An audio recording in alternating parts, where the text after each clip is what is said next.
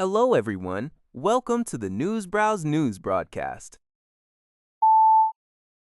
According to CBS News, President Donald Trump lashed out at critics of the new U.S.-Iran Memorandum of Understanding, MUU, on Truth Social, calling them fools who are either jealous, bad people, or stupid. His comments follow intense bipartisan condemnation of the agreement from members of Congress. Republican Senator Bill Cassidy of Louisiana strongly criticized the deal, calling it the worst foreign policy blunder in decades and arguing that Ronald Reagan is rolling over in his grave. Texas Republican Senator Ted Cruz also opposed the agreement, warning that releasing billions of dollars to Iran before nuclear concessions are made is highly ill-advised. Democratic leadership was equally unified in opposition. Senate Minority Leader Chuck Schumer declared the negotiation a failure, warning that the agreement would be regarded as one of the biggest American disasters.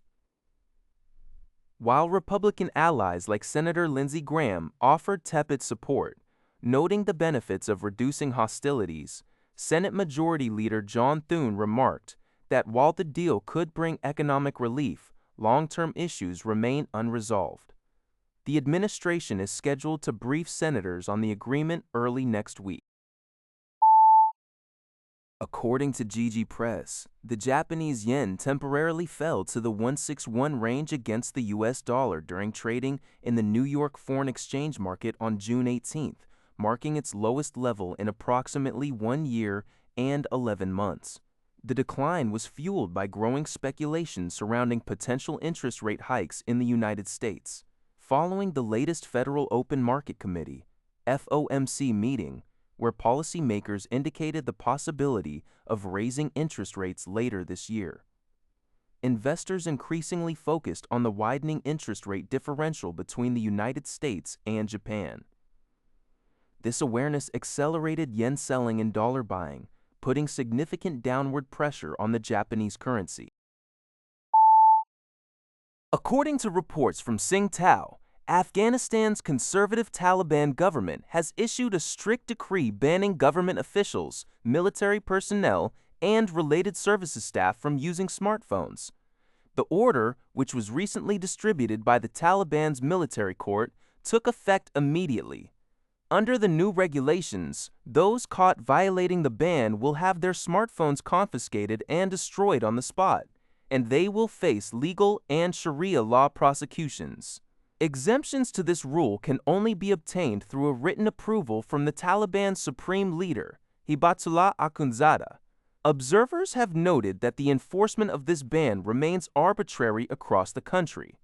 In some regions, the restriction is strictly limited to government staff, whereas in other cities and provinces, local authorities have expanded the ban to cover civilians, including women, medical personnel, teachers, and students.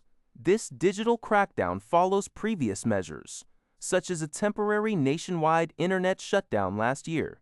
Since returning to power, the Taliban has progressively stripped away basic rights, particularly targeting women by restricting their access to education, employment, and public spaces. According to Xinhuanet, China's Ministry of Industry and Information Technology, alongside 6 other government departments, has released a comprehensive action plan to foster the coordinated development of platform enterprises from 2026 to 2028.